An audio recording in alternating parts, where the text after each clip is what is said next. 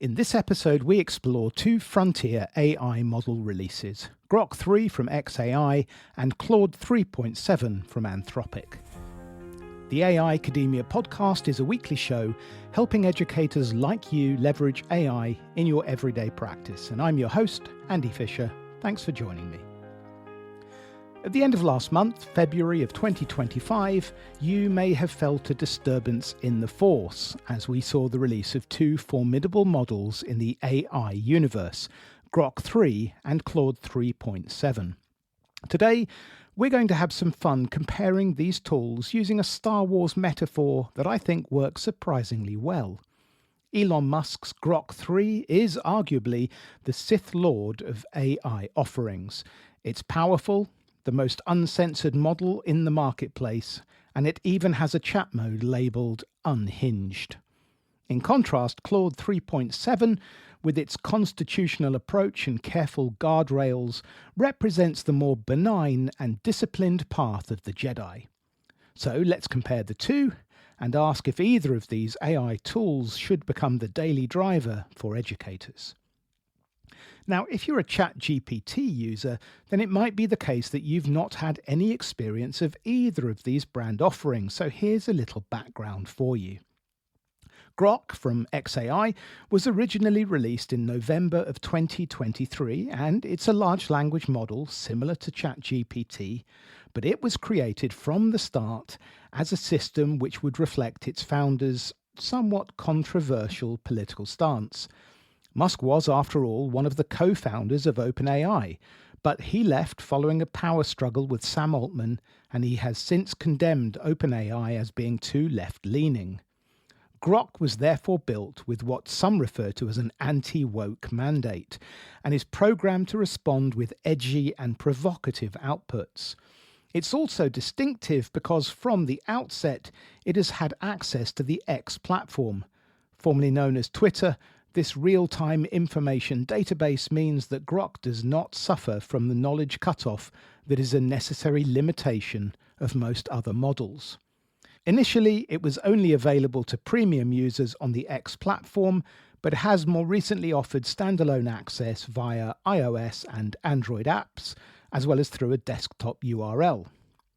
The name Grok originates from Robert A. Heinlein's 1961 science fiction novel Stranger in a Strange Land, in which a Martian uses the term Grok to describe an intuitive and immediate understanding of a complex idea. If you grok it, you get it, in the same way that Neo in The Matrix receives a download to his operating system and suddenly knows Kung Fu. The company's mission statement is a lofty one: to assist humanity in its quest for understanding and knowledge of the universe. But as we will come to see, the Grok model does have the whiff of the Sith, despite these philanthropic claims. Anthropic was founded in 2021 by several ex-OpenAI researchers, including Daniela and Dario Amodei, who left after expressing concerns about what they considered to be the unchecked acceleration of the ChatGPT models. Anthropic's Claude was first released about 8 months before the first Grok model. Its name is likely inspired by Claude Shannon, an American pioneer in artificial intelligence who is often referred to as the father of information theory. The model is built on a constitutional framework which has been praised by many who advocate for a more cautious approach to AI development, while others have criticised the company for being too stringent in its application of its ethical alignment principles. Its constitution demands that the model choose a response which is the least dangerous or hateful, the most truthful, and which conveys benevolent intentions. And while these would seem sound directives for any AI system, it has resulted in a much slower and less headline-grabbing path to market. OpenAI and Grok have been vying for headlines while Anthropic is just quietly working on its models in the background, stoic or perhaps Jedi-like in its demeanour. The more recent offerings from Anthropic were named after poetic forms: Claude Haiku, Sonnet and Opus, and the models were renowned for their large context window. That is, the number of tokens you can use in a prompt and receive in an answer. It was also the go-to model for copywriters and coders because the platform seemed to produce more consistent and human-like responses.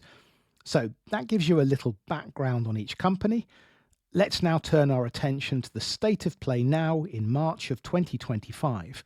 What do Grok and Claude 3.7 have to offer to the teacher looking to integrate AI tools into their workflow?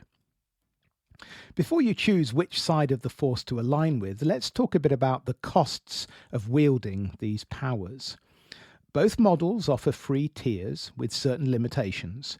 Grok 3's free version allows you about 10 questions every 2 hours, which might be enough for the casual exploration of the system, but won't sustain intensive classroom use. For full access to Grok's powers, you'll need an X Premium Plus subscription at $40 a month, which is not insignificant for educators on a budget. Alternatively, if you're not an X user, there's also the standalone Super Grok option, and this can be accessed by app or from the desktop. It costs $30 a month, and this is the subscription I'm currently trialing. While it's not clear what the usage rates are on the paid tier, I've been using it intensively over the last few weeks and haven't hit a cap if one exists. Claude 3.7 also has a free plan, which gives you limited access to its latest model, but there are some features which you won't be able to access unless you upgrade to the Pro plan. This costs $18 a month if billed annually, or $20 a month if you have the monthly plan. So it's significantly more affordable than Grok's offering and on par with the ChatGPT Plus subscription. For schools and universities, there's also a team plan at $25 to $30 per user per month with a minimum of 5 users. And there are custom enterprise pricing for larger institutions. So I'm currently trialing the monthly Pro plan so I can meaningfully compare the two models. And again, so far, I've not hit any usage limits despite heavy testing.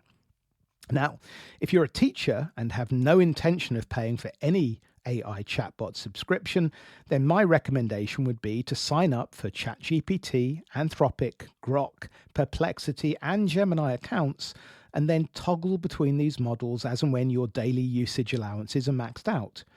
It means that you won't have the continuity or convenience of having all of your work in one place, and you'll have to get familiar with each model's user interface, but it's certainly possible. Incidentally, most of my focus today is on using these systems as a teacher.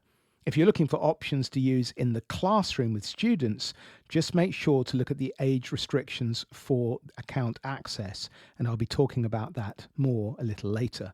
Before moving back to the Sith versus Jedi focus of this episode, I should just mention that there are also now an increasing number of services that offer umbrella access to a range of different models, including image generation and the option to build agents at a very affordable cost. These companies rent server space and then provide limited access through APIs for monthly subscriptions. And the one that I've used for some time now is called Sim Theory, and is provided by brothers Michael and Chris Sharkey, who are based in Australia and also produce a weekly podcast of the same name, Sim Theory. They describe Sim Theory as an AI ecosystem, and they provide member, pro, and max accounts with increasing usage limits. Using their platform, you can access most of the ChatGPT models, Anthropic, Grok, DeepSeek, Gemini, and many more, and I pay $20 a month for the Pro plan. I'm not affiliated with Sim Theory, but I have to say that if I were looking to explore the range of options out there, then this is an excellent way of being able to play with all of them without forking out for several monthly subscriptions. And their podcast's really worth a listen too. Returning to the Grok Claude face-off, let's now turn our attention to what each model can do. First, let's turn to the dark side. Grok 3 is an impressive model in terms of its speed and processing power. I mentioned a couple of episodes ago that billionaire Musk has spared no expense in creating the infrastructure for his frontier challenger. His team remarkably built a server farm consisting of 100,000 NVIDIA H100 GPUs in just 122 days, which is an astonishing feat. And he's since doubled the computing power to 200,000 GPUs, and this means it can hold its own with any other AI model on the market. In the various benchmarks used to test large language models, Grok 3 has shown impressive results, outperforming Gemini, DeepSeek, and the older Claude 3.5 in science, maths, coding, and problem solving. Perhaps most impressively, it's the first model to breach the 1400 ELO rating in the LMSYS arena, which you can think of as an A/B tester site for AI models, where users blind test two models side by side with the same prompt, and then they rank the outputs. This is important because there's evidence that companies are now building systems specifically with benchmarks in mind, while in contrast, the Arena platform is ranked by real people trying to solve real-world challenges. Grok 3 has advanced reasoning capability, which you can activate by clicking on the think icon in the prompt interface, and this means that it employs a chain of thought process with self-correction, using more inference time before outputting a better and more nuanced response. And it also has a deep search feature, which is Grok's equivalent of Perplexity and OpenAI's deep research tool, which I explored a couple of episodes back. This allows the model to scan the internet and draw on a wider range of sources, including real-time data, before providing its answer. In recent use cases, I've seen the model draw on close to 100 sources, and they are all cited at the bottom of the output in case you want to mine into them at a later date. This feature is coming to the Plus account of ChatGPT, but has been hidden behind a $200 a month paywall up to this point. For teachers looking to research developments in an academic field or curate real-time data on a topic, this mode is invaluable and is probably the feature I've used most with my Grok subscription this month. It can also read and generate images using Aurora, a text-to-image generation tool built into the model. The images created are far less censored than any other model I've used. For example, it had no problem creating an image of Trump in a clown costume riding a donkey, which is a request denied by many models in the marketplace. This, of course, is a cause for concern if the model were to be misused to produce deep fakes, because they are, at times, photorealistic. Nonetheless, the images are of a high standard and are generated quickly. It also has the largest input context window on the market, with a staggering 1 million tokens available, in comparison to Claude's comparatively modest 200,000. That having been said, 200,000 tokens is the equivalent of about 150,000 words, so unless you're uploading whole novels as part of your prompt, this might not make any practical difference, and both have an output limit of 128,000 tokens, or roughly 73,000 words, which is plenty for most uses. Before going on to consider its limitations, I should also mention the extraordinary voice mode, which is available on the mobile app. Similar to ChatGPT Advanced Voice Mode, this is triggered by touching one of the icons on the top of the app screen, and then you'll see a number of options available. These include Assistant, Storyteller, Romantic, Meditation, Conspiracy, Not a Therapist, Not a Doctor, Unhinged, Sexy, Motivation, and finally, Argumentative. Many of these modes come with an 18+ advisory rating, and with good reason. If you're looking to test the limits of the uncensored nature of the Grok model, this is a good place to start, but make sure you have no kids in earshot and prepare to blush. These interfaces are not for the faint-hearted, and neither do they align with Musk's lofty mission statement cited earlier. If I put aside the moral reservations I might have about supporting Musk given the current political climate, there are some issues with the Grok platform from a functional perspective. First, users have commented on the inconsistency of the model. At times it can give brilliant insights and laser-sharp accuracy, and at other times it can be riddled with hallucinations or bland in its output. Next, image analysis is not its strong suit. If you load a chart and ask for data insights or a screenshot of a table of data, it can sometimes misinterpret the content. And finally, whilst blisteringly fast, Grok can give shallow and repetitive answers which look good at first glance, but lack depth or nuance when read more closely. Now, to be fair to the XAI team, it is in beta, and on release they did say that it will be improved over the next couple of months, but this review is based on what's available right now, not what is promised in the future. Turning our attention now to Claude 3.7, it is also a multimodal model. You can attach images or files and use these along with your prompt.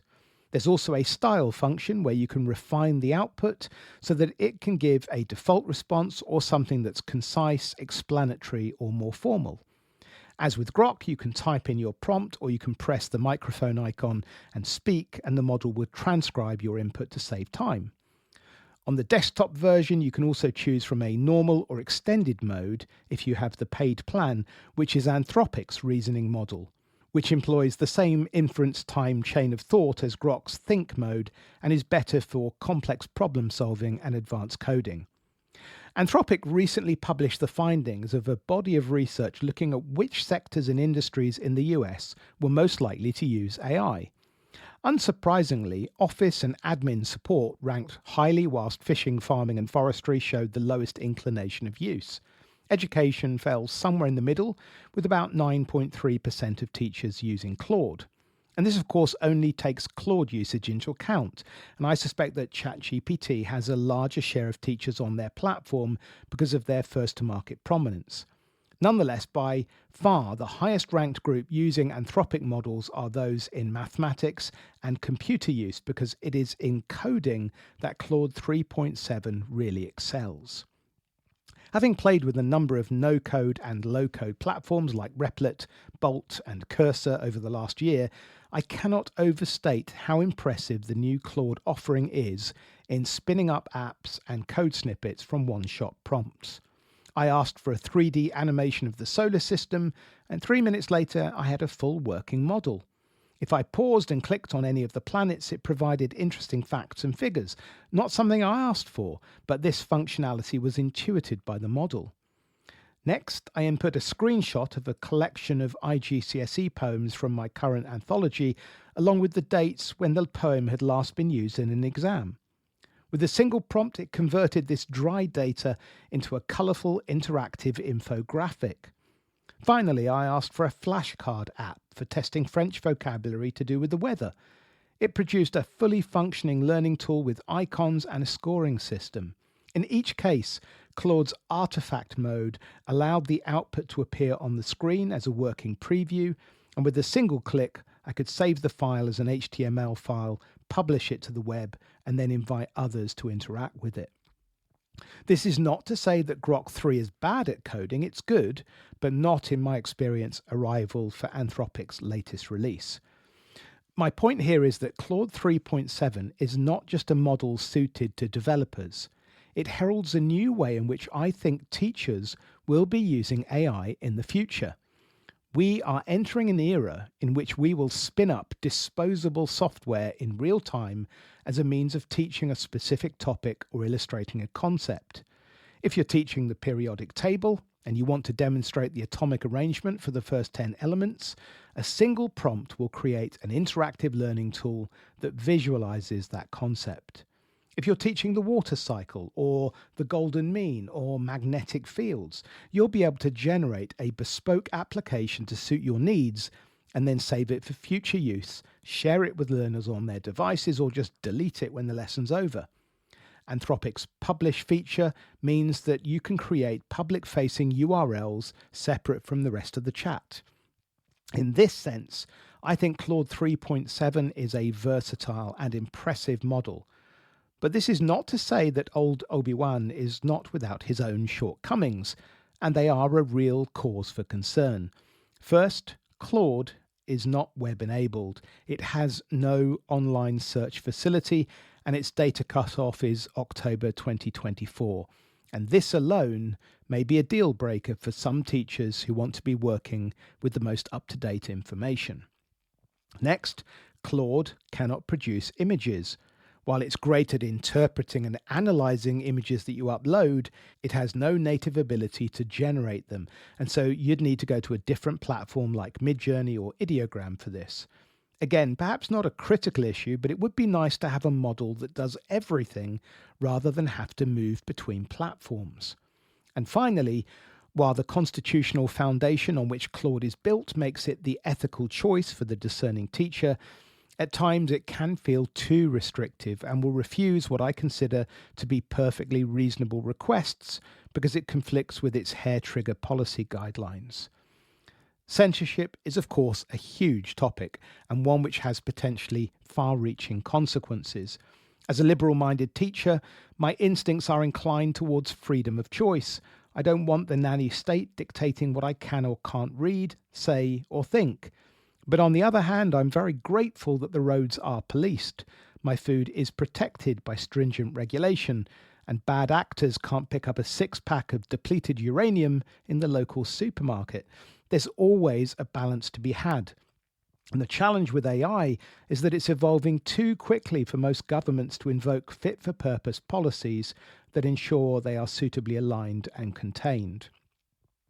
Artificial intelligence companies are not, on the whole, Sith lords seeking to dominate the universe and destroy whole planets on a whim, but most are profit-driven and they all believe they're in a race to achieve AGI, and so temperance is in short supply.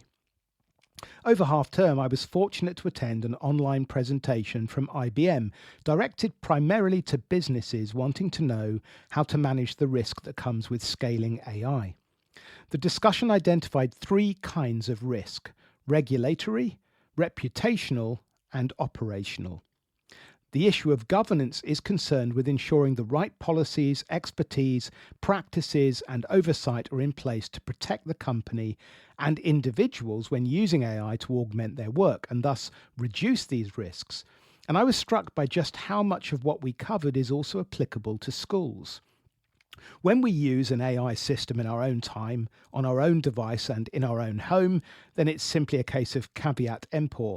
But if we are on a school device or network, or if we're using that large language model in a classroom setting as a member of staff, we need to be much more cautious and appreciate the ease with which we might place ourselves or our school in jeopardy.